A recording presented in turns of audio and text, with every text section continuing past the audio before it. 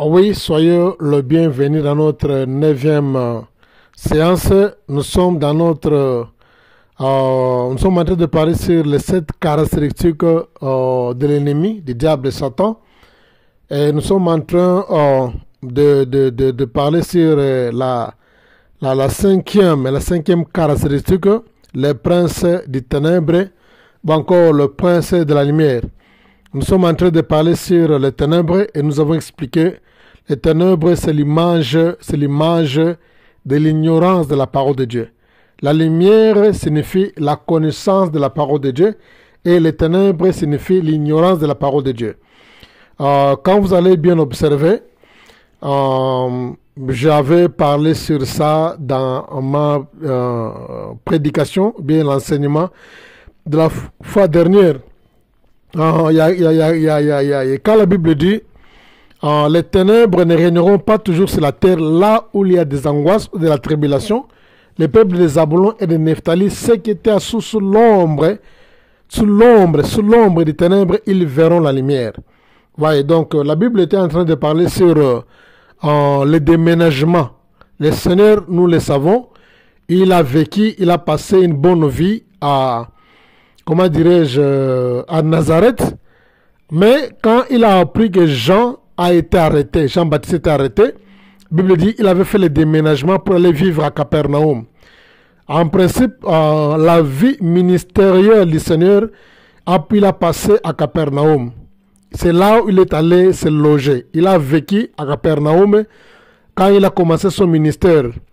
Capernaum, et je l'avais dit, c'est une petite ville qui est située sur le lac là-bas. Le lac, là où il y avait des pêcheurs, là où il a recruté tous les pêcheurs galiléens. Capernaum est près du lac de la Galilée. Le Seigneur avait déménagé, il avait quitté Nazareth, il est allé vivre seul à Capernaum. Pas avec sa famille, il est allé vivre seul là-bas à Capernaum quand il avait appris que Jean-Baptiste a été arrêté. Il est allé vivre là-bas à Capernaum. Alors ça, je l'avais expliqué. Alors la Bible dit, il est allé vivre là-bas pour que la parole puisse s'accomplir. Qu'est-ce que la parole disait? Que le peuple de Zabulon et de Nephtali, cette région-là était habitée par le peuple de Zabulon et de Nephtali. Ce sont les peuples d'Israël qui habitaient dans cette région de Capernaum, près du lac de la Galilée.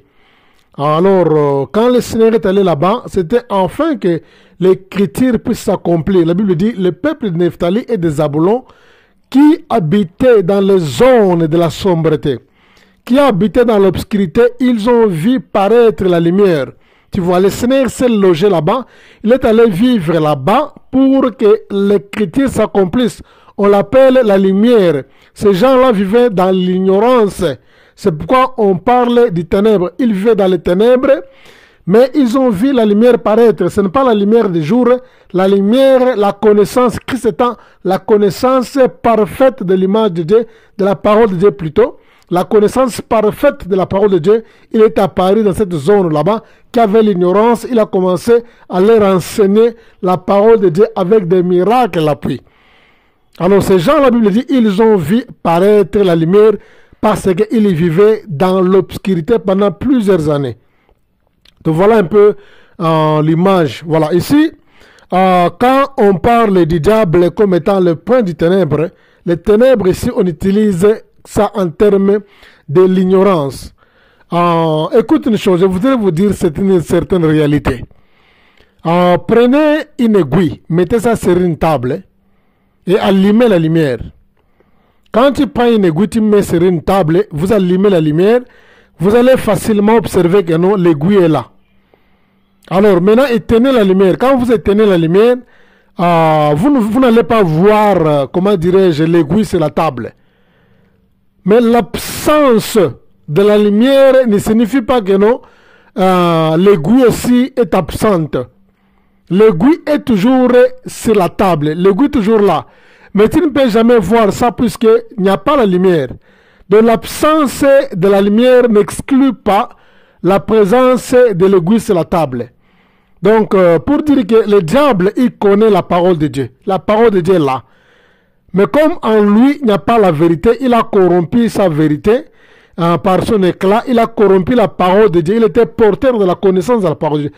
Porteur de la lumière, c'est-à-dire quoi? Porteur de la parole de Dieu. Il a corrompu ça avec son éclat. Autrement dit que il connaît la vérité. Il connaît la vérité au fond de son cœur. Mais il ignore ça comme si nous ignorons la présence d'une aiguille sur une table par manque de lumière. Il est comme ça il opère. Donc c'est pourquoi je voudrais souligner que le diable est prince de l'ignorance.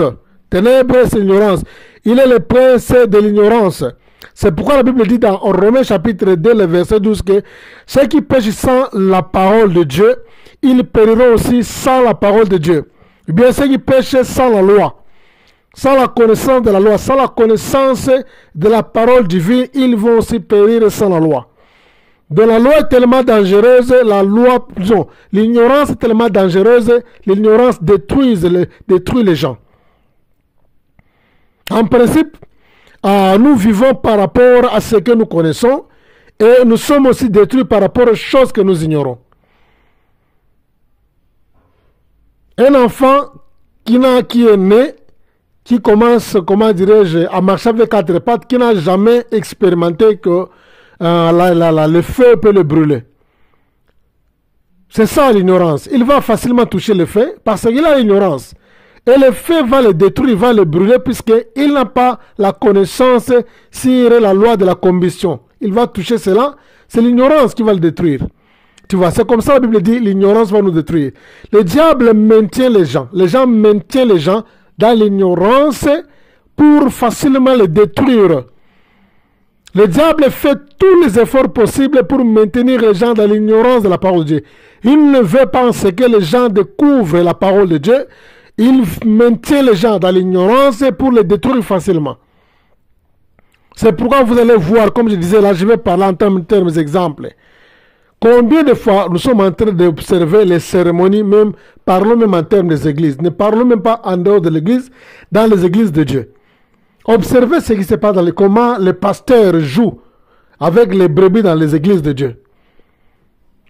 Il y a des pasteurs qui vont demander de l'eau, il va prendre ses sales pieds, il va mettre ça dans l'eau, il va nettoyer ses sales pieds avec le savon, il va dire aux gens, voilà, vous allez venir boire cette eau si j'ai lavé mes pieds. Alors, ça va, ceux qui ont des malades, ceux qui sont malades, ils seront guéris.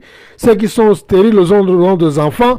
Ceux qui sont des pauvres, ils auront de la promotion, du travail, tout consort. Ceux qui souffrent, ils n'ont pas de possibilités, de moyens, ils seront bénis énormément. Vous viendrez. C'est ça, le diable. Il maintient les gens dans l'ignorance. On voit ça. Il y a des églises, voire même, on fait la délivrance avec le fouet. On prend le fouet, on commence à fouetter les gens. Voilà, nous sommes en train de chasser les démons, les esprits méchants, les malédictions, la stérilité, tout consort. C'est ça le travail. Il travaille dans la zone de l'ignorance pour maintenir les gens dans l'ignorance afin de les détruire. C'est pourquoi on appelle le prince des ténèbres. Il travaille dans la zone de l'ignorance pour maintenir les gens dans l'ignorance. Il y en a beaucoup. Je vais manquer même les exemples à donner. Je pense bien avec un exemple, tu peux comprendre ce qui se passe dans les assemblées de Dieu. Combien de sectes nous avons, combien des églises de fausses doctrines que nous avons connues. Combien de pasteurs aujourd'hui qui sont devenus des kabbalistes juifs, qui portent les talits démoniaques satanistes. Le diable est en train d'utiliser leur ignorance. Il est en train de les mettre, disons, dans l'aveuglement. Ils ne connaissent même pas. Les membres de l'église n'ont aucune idée que notre pasteur est déjà impliqué dans les cabales juifs. Les membres de l'église n'ont aucune idée. Mais le pasteur est conscient que non, il est déjà comment le diable a déjà infiltré. Bien aimé dans le Seigneur, il est grand temps de quitter l'ignorance. L'ignorance n'est pas une très bonne chose, ça va détruire les gens. L'ignorance est tellement dangereuse. Dans les gens même, le pasteur va prier. Non, tu dois d'abord, avant que je prie pour toi, tu dois d'abord te déshabiller. Tu dois d'abord te déshabiller avant que je puisse prier pour toi. Et le Saint-Esprit me parle. J'ai même vu une image. Un pasteur est en train de baptiser une jeune fille adolescente nue, sans même sous-vêtements, sans même un soutien. J'ai même cette image-là. Vraiment, c'est très dommage. C'est ça le domaine que le diable utilise. Le diable et ces gens-là, ils sont dans l'ignorance. Comprenez-vous? Croyez-vous seulement quelqu'un qui a la connaissance de la parole de Dieu? Il va chez un pasteur pour la prière. Le pasteur dit que non, tu vas d'abord te déshabiller. Il va accepter. Non, il ne va jamais accepter ça. Quelqu'un qui a la connaissance de la parole de Dieu, qui a Christ en lui, qui est converti, qui a la connaissance, qui est né de nouveau, qui a le Saint-Esprit. Il va quelque part, le pasteur va dire que non, je vais d'abord, avant que tu sois guéri, je dois d'abord brosser ma bouche avec les dents, je brosse, je prends de l'eau là que je vais faire sortir ma bouche, je mets ça sur un gobelet, toi tu vas boire ça, tu seras délivré. Je ne pense pas, je ne sais pas. Je ne pense pas. Voilà un peu pour ne pas vous prendre beaucoup de temps. Nous avons terminé avec l'ignorance. Maintenant, nous voulons parler sur autre chose que ça. Autre chose que ça. Nous voulons parler sur la 6e caractéristique du diable maintenant. Nous avons quitté le prince du ténèbre ou le prince de la lumière. Maintenant, nous parlons bien le prince de ce monde plutôt. Nous parlons sur la 6e caractéristique du diable, c'est la méchanceté. La méchanceté. 6e caractéristique du diable, c'est la méchanceté. Le diable est méchant, autrement dit la haine, c'est la même chose. La méchanceté et la haine, c'est la caractéristique du diable, 6e. Le diable est tellement méchant et le diable est haineux. Le diable n'a aucune semence d'amour, même pas moins 0, même pas moins 0,000 quelque chose. Il n'a aucune semence d'amour en lui. Le diable est méchant, le diable a la haine, la haine. Bien aimé dans le Seigneur, je ne pense pas un instant que la personne qui est née de nouveau, une personne qui est convertie, non. Pas avoir cette semence d'être méchant, avoir la haine contre ton frère, contre ton collègue, même si quelqu'un qui est païen. La haine n'est pas la semence de Dieu. Avant de combattre le diable, tu dois d'abord te débarrasser. Ça serait que tu n'as rien de l'ennemi en toi. Jésus a dit que non, le prince de ce monde est venu me réclamer, mais il a vu en moi rien de ce qui lui appartient. Le prince de ce monde, c'est-à-dire quoi? En lui, il n'avait même pas une identification sataniste.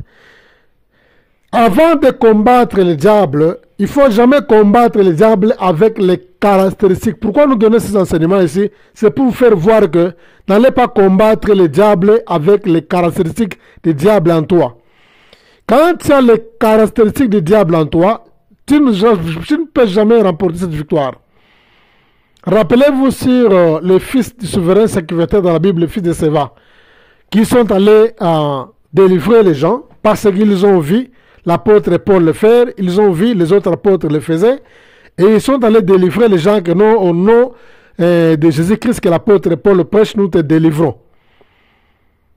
Tu vois, c'est quoi? Le diable aussi avait étudié cette personne. Quand je parle d'abord en termes, je voudrais d'abord parler sur une parenthèse. Quand je parle en termes, avant de combattre ton ennemi, il faut d'abord l'identifier. C'est quelque chose qui est réciproque. C'est la réciprocité. Le diable, à son tour, avant de te combattre, il va d'abord t'étudier, t'identifier. Il va d'abord te scanner d'abord pour voir si réellement tu es converti, tu es dans le Seigneur.